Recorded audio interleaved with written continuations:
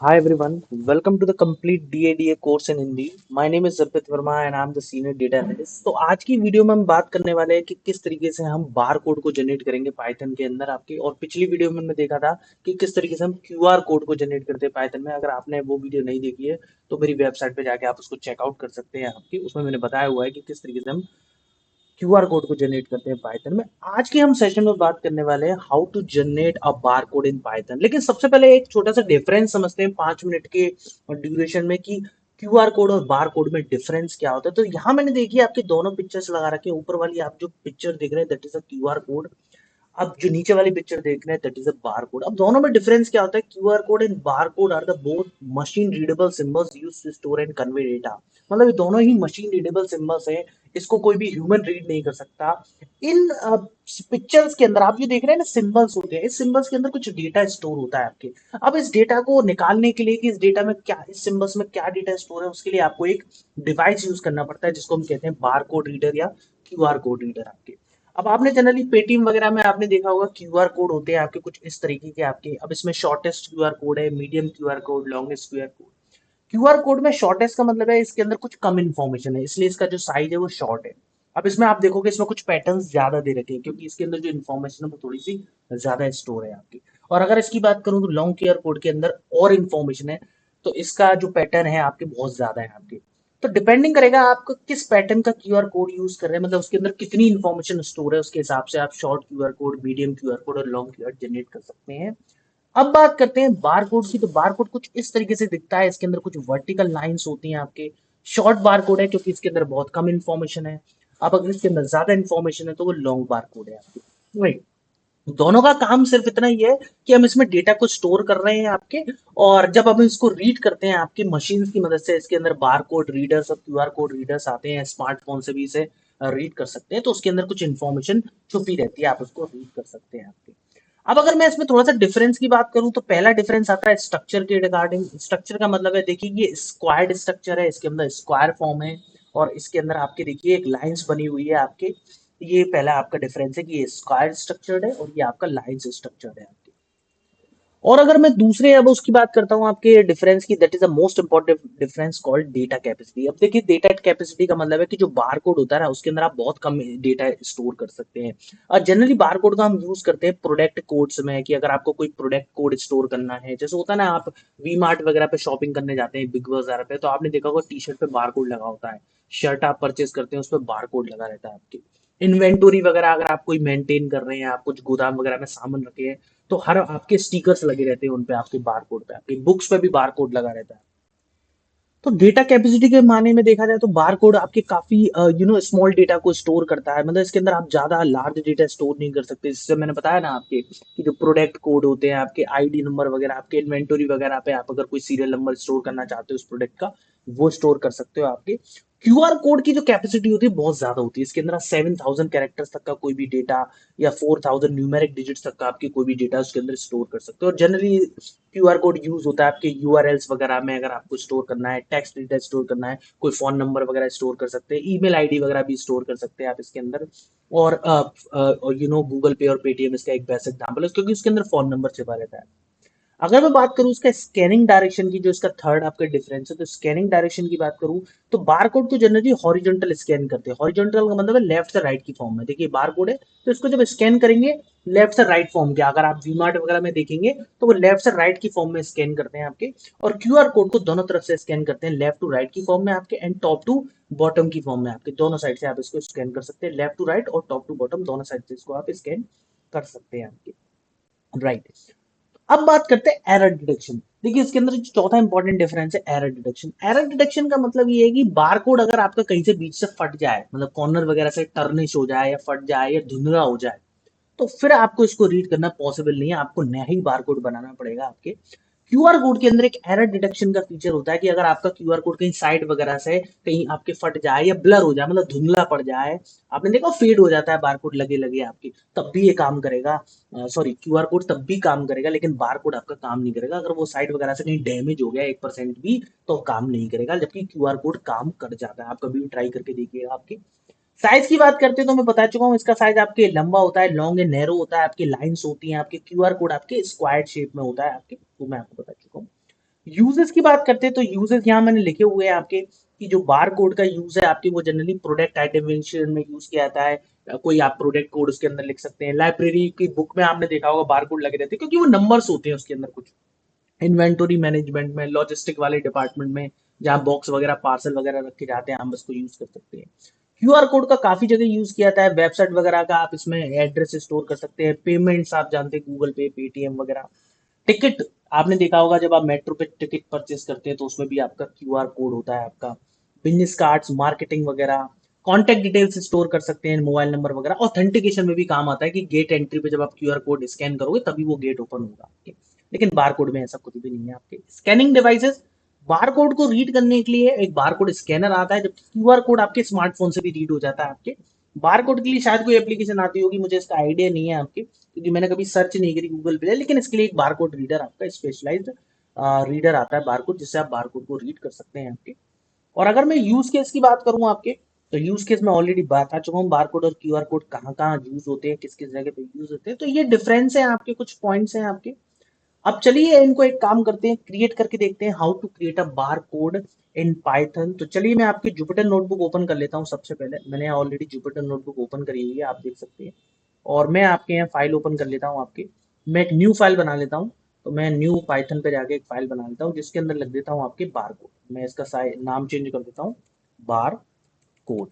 तो देखिए हम बार कोड पढ़ने वाले हैं। अब बार कोड से करने से पहले मैं क्या करूंगा, एक पांडास लाइब्रेरी यूज करूंगा। तो मैं सबसे पहले कर लेता हूँ इम्पोर्ट पांडास एसपीडी। आपको पता है पांडास एक लाइब्रेरी होती है। अब इस लाइब्रेरी का काम क्या है, मान के चलिए मेरे पास एक एक्सेल फाइल है। मैं एक एक्सेल फाइल क्रिएट कर लेता हूँ यहाँ आपके। सबसे पहले मैं यहाँ जाता हूँ और एक्सेल फाइल क्रिएट कर लेता हूँ। मैं एक एक्सेल फाइल यहाँ चले जाता हूँ और मैं एक एक्सेल फाइल क्रिएट कर लेता हूँ। इसके अंदर लिख लेता हूँ आपके प्रोडक्ट आईडी। मैं लिख देता हूँ उसके अंदर, मान के चलो मुझे बार कोड बना रहे हैं आपके, मेरे पास कुछ प्रोडक्ट है, प्रोडक्ट आईडी। और मेरे पास आपका उसके अंदर प्रोडक्ट का नाम है आपका, ठीक है। आपके मेरे पास प्रोडक्ट आईडी और प्रोडक्ट का नाम है आपके, ठीक है। और आपके अब सिंपल सी बात है आपकी, और ये आपका प्रोडक्ट का नाम है आपकी, ठीक है। तो मैं इसको बोल्ड कर लेता हूँ थोड़ा सा। अब प्रोडक्ट आईडी में कुछ भी नंबर वगैरह इसमें देता हूँ, इसमें कुछ भी नंबर वगैरह मैंने इसमें दे दिया आपके। और इसमें प्रोडक्ट आईडी मैंने कुछ भी दे दिया और प्रोडक्ट नाम दे दिया। मान के चलो ये मेरे पास एक टैबलेट है, एक मेरे पास आईफोन है, और एक मेरे पास आपका माउस का मतलब प्रोडक्ट आईडी है, और एक मेरे पास आपके सीपीयू का प्रोडक्ट आईडी है मेरे पास आपकी। और ये मेरे पास डेटा बिल्कुल नहीं है, तो मैं इसको यहाँ से बॉर्डर को रिमूव कर देता हूँ, मेरे को जरूरत नहीं है इसकी। तो ये मेरे पास डेटा है। अब मैं इस फाइल को सेव कर लेता हूँ आपकी, एक काम करता हूँ इस फाइल को सेव कर लेता हूँ।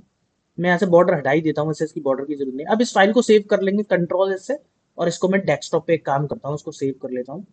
तो मैं डेस्कटॉप से इसको सेव कर लेता हूँ और डेस्कटॉप पे मैं नाम देता हूँ यहाँ आपके प्रोडक्ट, PRODUCT, प्रोडक्ट के नाम से मैंने इसको सेव कर दिया डेस्कटॉप पे।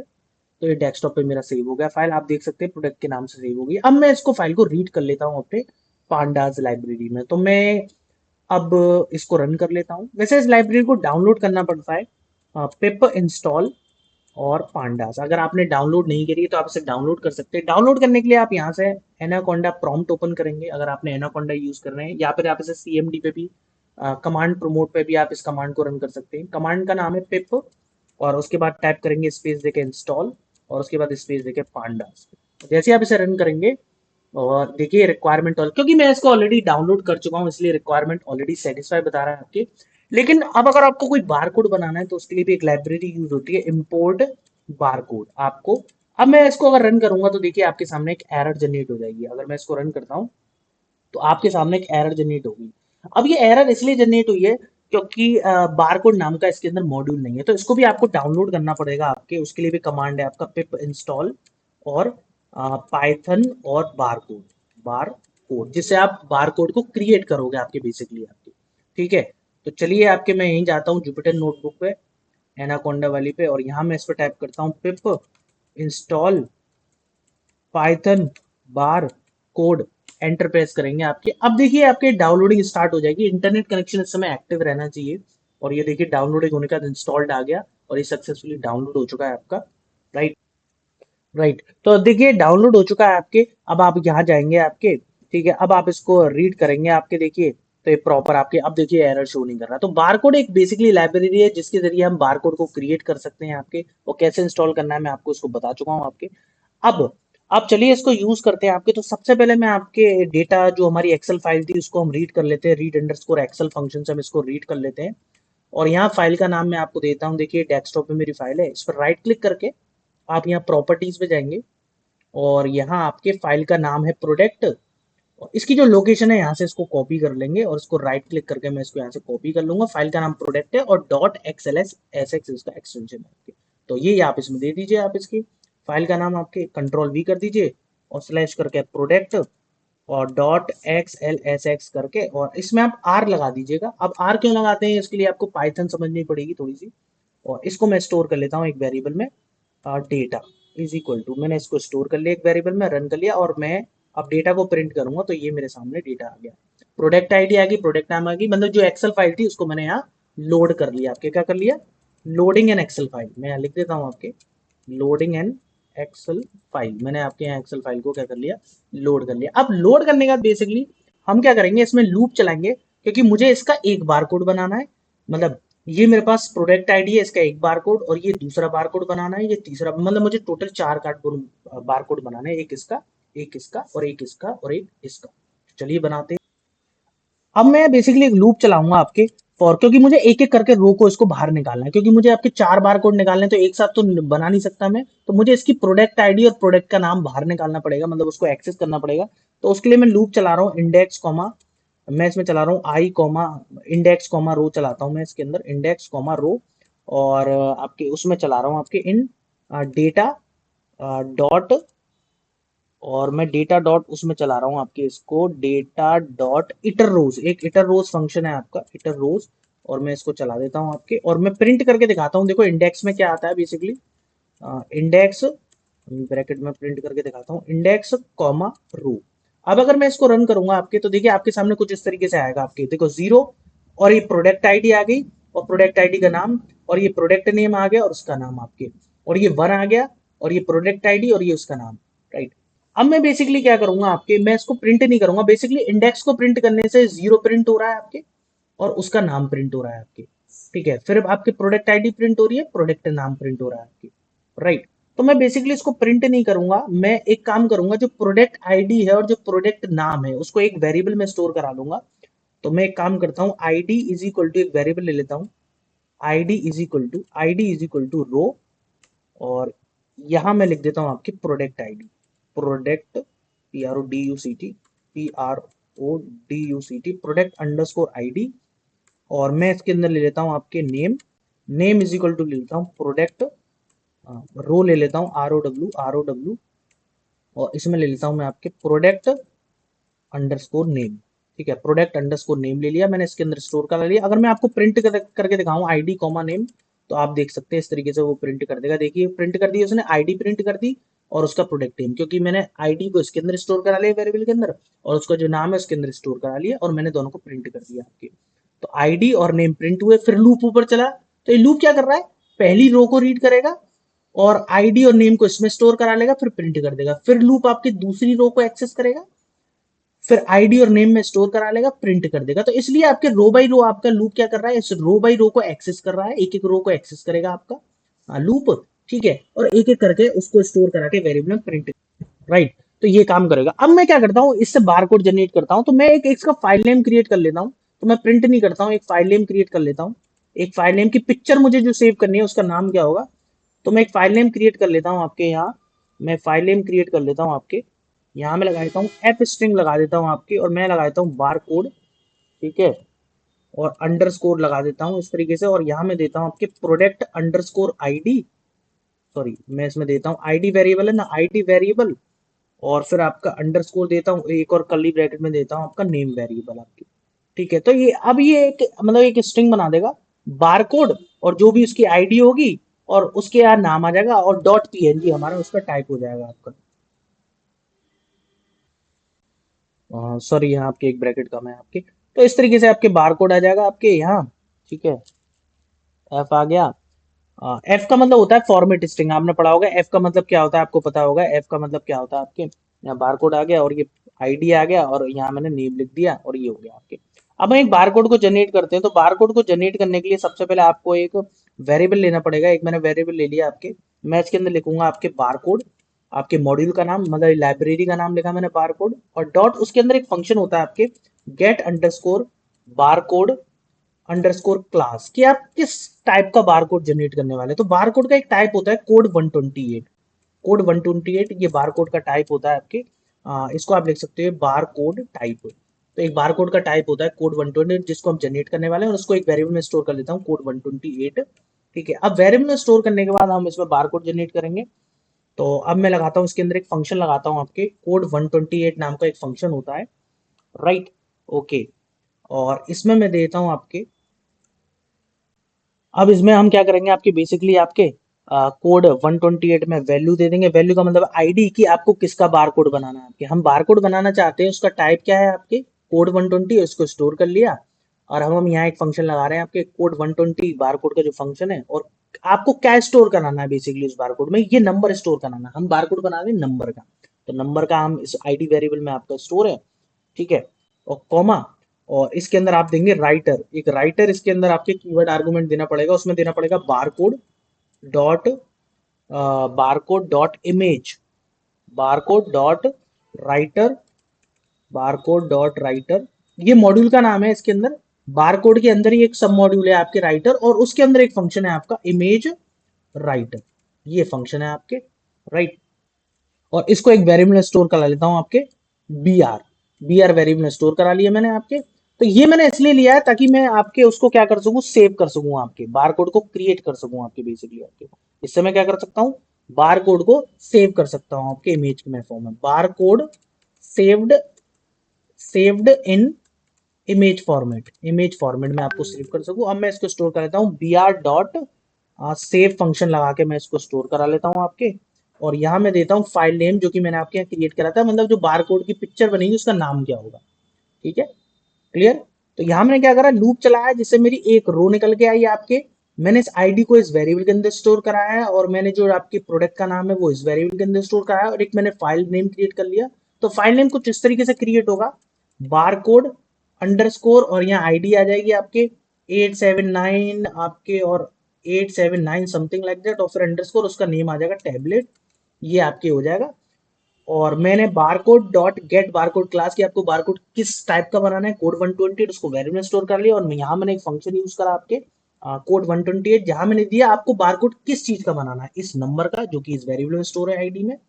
और writer is equal to barcode dot writer dot image writer, barcode क्या है, मॉड्यूल का नाम है, और उसके अंदर एक सब मॉड्यूल है writer dot image writer function है, जिससे हम उस बारकोड को सेव करेंगे इमेज फॉर्मेट में। और डॉट सेव आपका एक फंक्शन है, और यहाँ मैंने फाइल का नाम दे दिया कि इस फाइल के नाम से आपका बारकोड ही सेव होना चाहिए आपके, डन। और यहाँ मैं नीचे एक लाइन लिख दूंगा इसके अंदर प्रिंट, प्रिंट करके लिख दूंगा आपके जनरेटेड बारकोड, मैं इसके अंदर लिख दूंगा आपके बारकोड जी जनरेट सक्सेसफुली, सक्सेसफुली मैंने इसमें लिख दिया बारकोड जनरेट सक्सेसफुली, मैंने इस तरीके से दे दिया। और अब कौन सा बारकोड जनरेट हुआ है, तो मैं यहाँ लिख दूंगा आपके उसका नाम लिख दूंगा, यहाँ मैं करली ब्रैकेट में लिख दूंगा आपके आईडी प्रिंट कर दो, एंड नेम प्रिंट कर दो, नेम इज, और उसका नेम प्रिंट कर दो, तो वो नेम वेरिएबल में, ताकि मैं उसको प्रिंट कर दूं कि आखिर कौन सा बारकोड जनरेट हो। चलिए रन करा के देखते हैं। तो यहाँ एक एरर जनरेट हो रही है आपके, int object is not iterable, मैं चेक करता हूँ एक मिनट क्या एरर आ रही है। अब यहाँ ये एरर इसलिए आ रहा है मेरे हिसाब से, देखिए यहाँ टाइप एरर शो कर रहा है आपके, अब टाइप एरर में लिखा है int object is not iterable. अब ये एरर यूं आ रही है स्टूडेंट, क्योंकि जो आईडी है ना आपकी वो नंबर में होती है, तो मैं बारकोड बनाना चाहता हूँ आखिर इस नंबर का, तो नंबर का बारकोड नहीं बना सकते हैं आप। तो बेसिकली इस नंबर को आपको स्ट्रिंग में कन्वर्ट करना होगा, तो मैं इसके पीछे एक एसटीआर फंक्शन लगा देता हूँ, ताकि जो मेरी जो आईडी है, जो नंबर है, वो मेरा स्ट्रिंग में कन्वर्ट हो जाए। अब करके देखते हैं, now generate barcode generate successfully, और ये इसका बारकोड इसने 4 बार मैसेज भी प्रिंट करा है, क्योंकि लूप ने पहली रो को एक्सेस करा आपके। आईडी वेरिएबल में आपका स्टोर हुआ ये वाला नंबर, और नेम जो वेरिएबल में स्टोर हुआ आपके ये वाला जो नाम है टैबलेट, और एक फाइल क्रिएट हो गई बार कोड A7 टैबलेट के नाम से, ये इसके अंदर मैंने स्टोर कर लिया।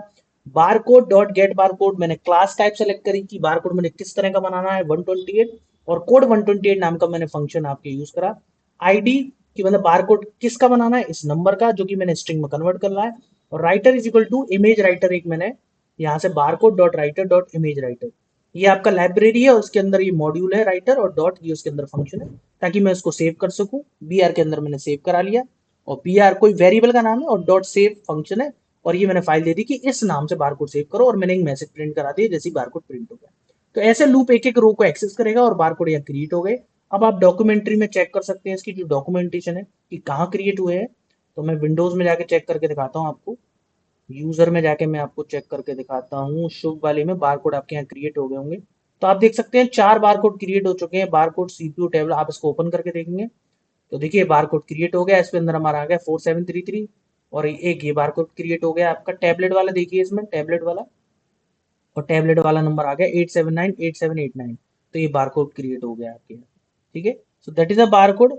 अब देखिए इसके नीचे नंबर भी आ रहा है, ये बारकोड क्रिएट हो चुका है, और यहाँ भी आपका एक बारकोड क्रिएट हो चुका है। अब आप इसको चाहे प्रिंट आउट निकलवा सकते हैं, और प्रिंट आउट निकाल के कहीं भी आप इसको पेस्ट कर सकते हैं जहां भी आपकी इच्छा हो, और अपने पार्सल वगैरह पे आप इसको यूज कर सकते हैं। आखिर यही नंबर दे रखा है उसमें, राइट। और ये इसने बारकोड को प्रिंट कर दिया। बारकोड के नीचे एक नंबर भी लिखा होगा आपके, राइट। तो इस तरीके से हो गया कि अगर वो नंबर इरेज भी हो जाए तो बारकोड से इन्फॉर्मेशन मिल जाएगी। अब आप इसको स्कैन कर सकते हैं, राइट। तो दैट इज ऑल अबाउट। बहुत ही सिंपल सा आपके सेशन था जिसमें हमने सीखा कि किस तरीके से बारकोड को क्रिएट करते हैं, और एक और चीज सीखी कि क्यूआर कोड एंड बारकोड में क्या डिफरेंस होता है, और पिछली वीडियो में मैंने बताया कि क्यूआर कोड को किस तरीके से जनरेट करते हैं। So that is all about for this session, and thank you guys.